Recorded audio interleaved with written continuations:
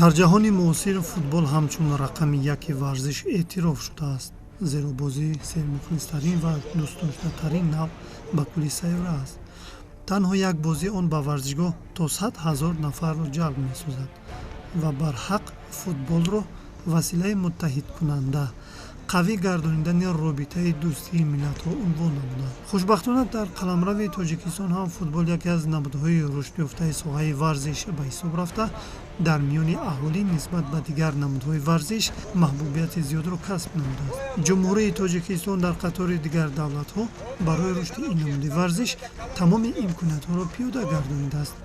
аз ҷониби ҳукумати кишвар қабули барномаи рушди футбол дар ҷумҳурии тоҷикистон ки дар тарҳи нав таҳия ва тасдиқ гардидааст, метавонад дар баланд бардоштани мақоми футболи тоҷик боз ҳам нақши муассир гузорад.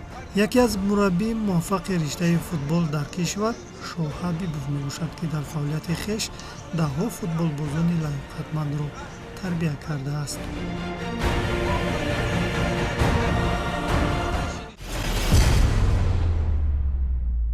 муддати 42 сол аст ки ман дар ҳамин соҳаи варзиш кор карда омада истодаам. ҷавонони наврасони зиёдро тарбия кардам, ба воя расондам. баъд шогирдони ман дар мактаби захираҳои олимпӣ, мактаби маҳорати олӣ ва дастаҳои олии республика ҳозир тамрину бозӣ карда истодаанд. яке аз онҳо Сардоров Файзалӣ, ки ҳозир яке аз бозингарони беҳтарини футболи хурди ҷумҳурӣ мебошад, ки дар бисёр мусобиқаҳои дида истодаем, ки байрақи тоҷикистонро баланд бардостааст, шӯҳрати тоҷикистонро баланд карда истодааст. дар оянда ҳамин хел мақсад дар пеши худ гузоштем, ки аз ҳамин наврасо боз ҳамин хел бозингарои беҳтарин барои дастаҳои олии республика тайёр кунам.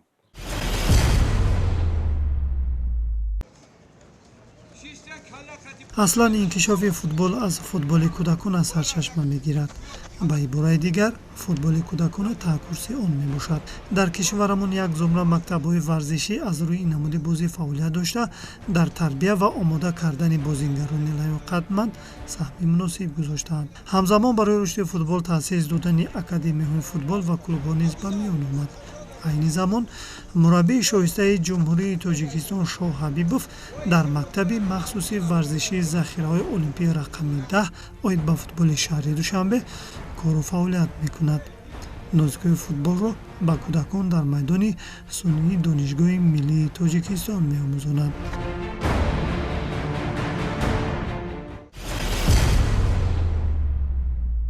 дар мусобиқаҳои байни 2011 мо сеюм ҷо гирифтем. аз дар мусобиқаҳои 2012 якум шудем. ниҳоят ба наврасон ва кӯдакон тамрин кардан беҳад қин аст, барое ки хишти аввалинро ҳамин мураббӣ аввал мегузорад ва бояд ҳаракат кунад, ки ҳамин наврасон ҳамаи нозукиҳои футболро аз худ кунанд.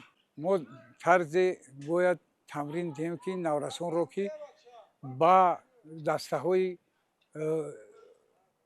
мунтахаб то дастаҳои мунтахаб дохил шуданаш онҳо чусту чолок бошанд ва бо ҳарду по бозӣ карда тавонанд ва ба қуввату мисол мегирем чӣ бошанд, аз ҷиҳати техникӣ, тактикӣ фаҳмиш дошта бошанд. дар мо кӯдакону наврасони лоиқатманду соҳиб истеъдод зиёданд, ки метавон бо боварӣ гуфт, ки ояндаи дурахшон ва номбардори футболи кишвар хоҳанд шуд. ҳадафи аслии мактаби махсуси захираҳои олимпия оид ба футболи шаҳри Душанбе низ ин тарбия ва ташкилу муҳайё кардани шароит барои рушди ҳунари кӯдакон дар ин самт аст. яке аз шогирди фаъоли мураббӣ Муҳаммад Юсуф мебошад, ки ӯ дар майдони сабзи футбол масъулияти сарвониро ба ӯҳда дорад.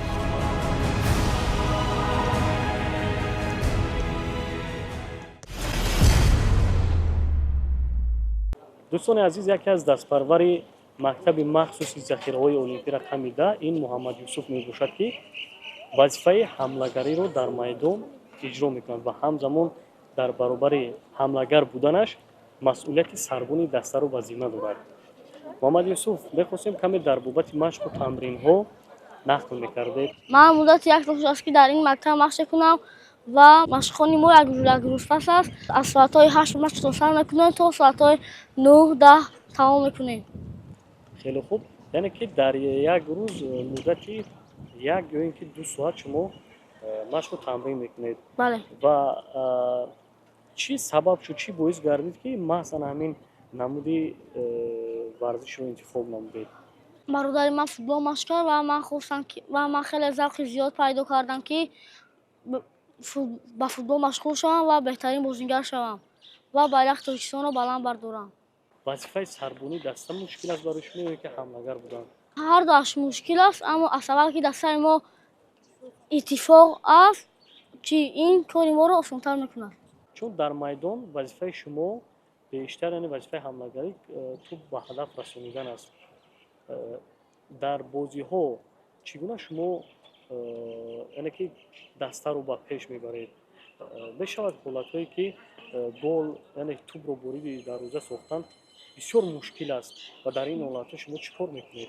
албатта баъзан ҳолат мешавад ки ман тӯбро ба дарвоза расонда наметавонам ва кори ман омад намекунад ва ҳамдастагиёни мо ба ман ёрӣ мерасонад, тӯбро гол мекунем. яъне ки дар ин ҳолат ҳамдастаҳои шумо агар шумо ки тӯбро ба ҳадаф расонида натавонед, онҳо кӯшиш мекунанд ки тӯбро ба нишон расонанд. бале бале хеле хуб. хуб, ба фикри шумо ба фикри шумо варзиши рақами 1 футбол ин чӣ гуна бозӣ аст? футбол ин бозии коллективӣ мебошад ки мо бо бачаҳои даста ҳамдигарфаҳмӣ мекунем. яъне ки бояд ҳамдигарфаҳмӣ бошад миёни шумо. яъне ки тӯбро бояд на як нафар балки ҳама бояд идора кунад. ҳамин тавр? бале мо бояд тактика дошта бошем. хеле хуб, албатта тактика ин муҳим аст. дар футбол тактика муҳим аст, яъне ки лозим аст. бо чӣ лозим аст? дар футбол тактика муҳим аст, физика муҳим аст, техника муҳим аст, зарба хеле хуб бошад ва дигар чизо. хеле хуб, офарин. аллакай аз суханҳои шумо ман мушоҳида кардам ки то як андозаи фаҳмиш хуб доред. дар ин қадар муддати 1 сол аллакай шумо ин усулҳо, ин тактикаи бозиро аз худ намудаед. ва муҳаммад Юсуф, дар кадом мусобиқаҳо шумо иштирок намудед ва дар кадом мусобиқаҳо тӯб ба ҳадаф расонидед? як мусобиқа иштирок карда будем байни 2012-13 ва мо байни 9 команда ҷои аввал гаштем ва ман дар ҳама бозиҳо 2-3 гол задам. хуб, вақте ки дар ин мусобиқа шумо ҷои аввалро гирифтед, итминон, боварӣ доштед? бале мо хеле аз худамон боварӣ доштем ки сазовори ҷои аввал мегардем, ки мо машқхонамон хеле хуб буд, устодамон Ҳабибов Шоҳ моро хеле хуб дарс медод, тайёр мекард ки ба ин мусобиқа сазовори ҷои аввал гардем. ман дар оянда мақсад дорам ки беҳтарин футболбози ҷаҳон шавам ва парчами Тоҷикистонро баланд бардорам, зеро ин орзуи ман аст. воқеан имрӯзо футбол дар ҷаҳон бо сабку усулҳои хоси худ хело пеш рафт. аз ин лиҳоз омӯхтани хусусиятҳои хоси он барои рушдёбии футбол мусоидат хоҳад кард.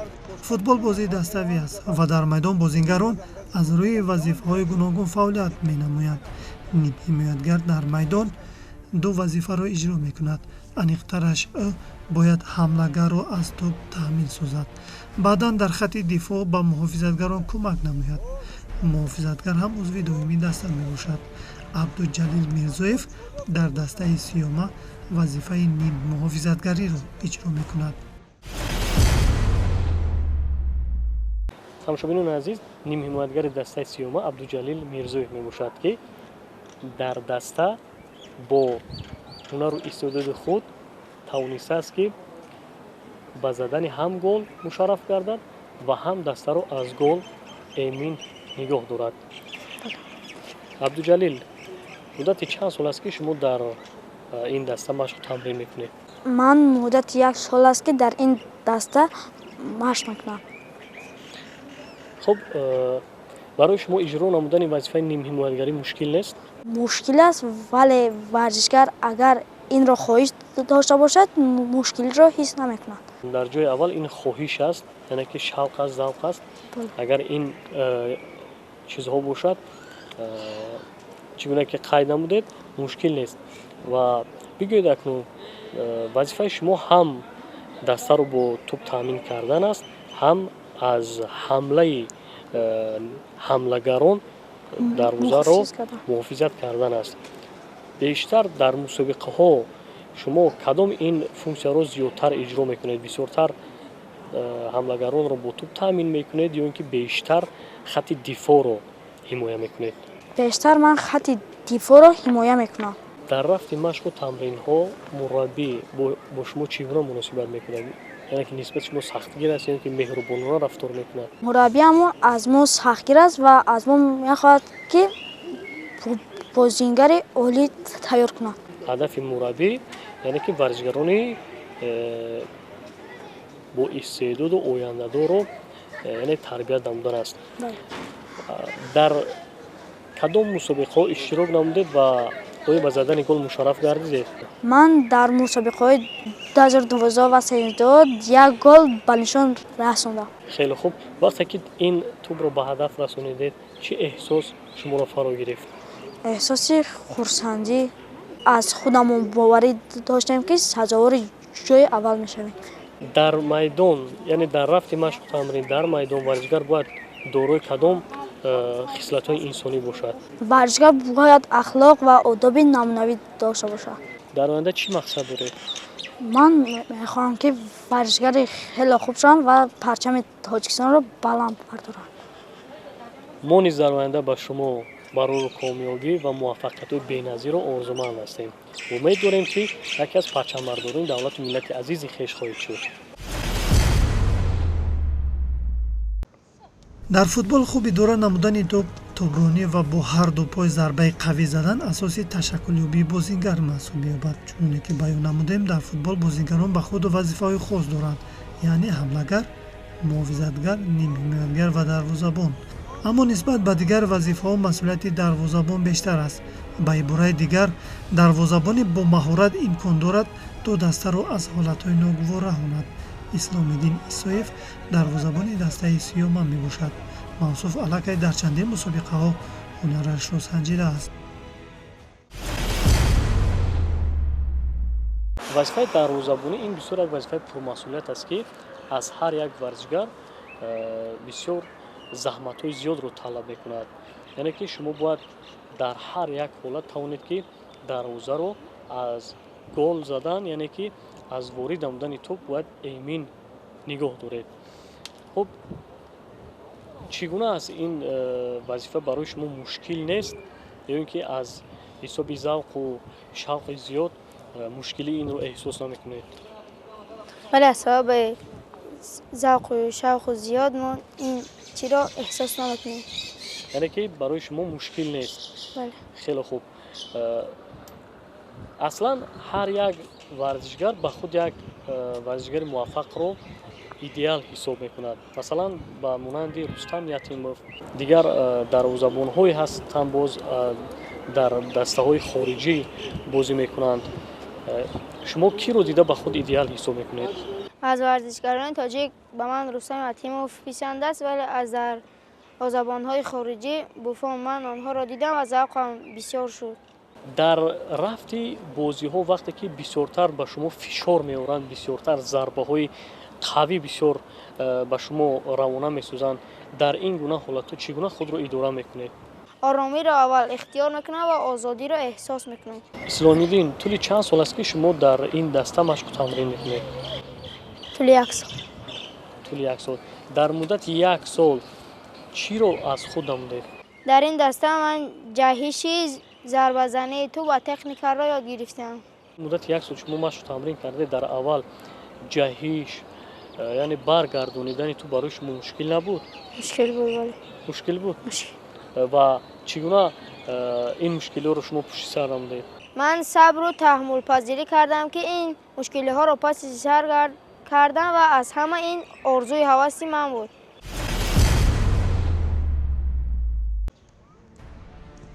чуноне маълум шуд соли равон шогирдони мураббӣ дар мусобиқаҳои гуногун фаъолона иштирок намуданд. Мусобиқае ки дар шаҳри Душанбе гузашт ба ин бозингарон хотирмон ҷараён гирифт. алахусус ба дарвозабони Наврас Исломиддин фаромӯшнашаванда буд.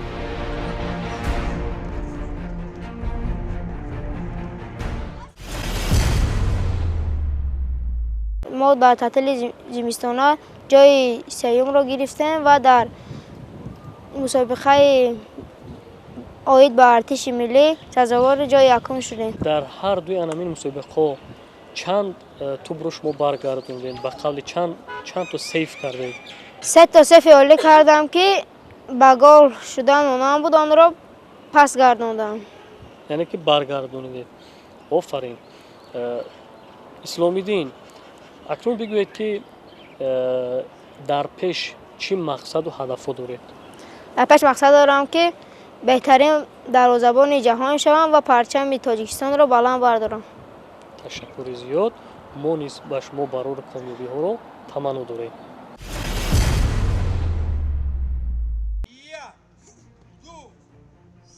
омӯзиш додан на танҳо фаҳмонидан, нишон додан ва маслиҳат додан аст. ин пеш аз ҳама дар раванди тамрин доштани малакае ки тавонад бесухан ва бе ягон таъкиду маҷбурсозӣ ба тарбияи нозуки ин варзиш сабаб гардад.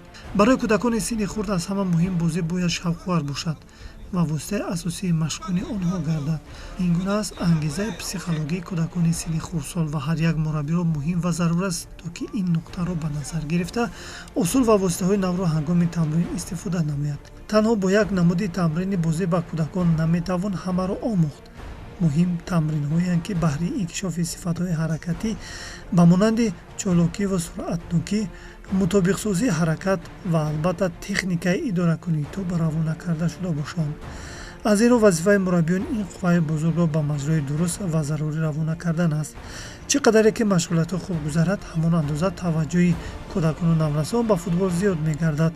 ҳамзамон сафарбар намудани наврасон ба академияи давлатҳои хориҷа ба дараҷаи тахассусӣ эшон мусоидат мекунад.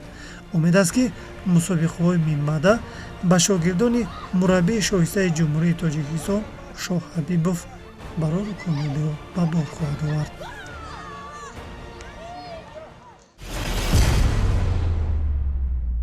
хурсандиовар аст ки бо ташаббуси раиси федератсияи футболи Тоҷикистон Рустами Эмомалӣ соли 2024 25 май рӯзи футболи умумиҷаҳонӣ эълон карда шуд. мо ин иқдомро пешаи кори худ мекунем, боз дучанд ҳаракат мекунем, кор мекунем ки ҷавононро бисёртар ба варзиш ҷалб кунем.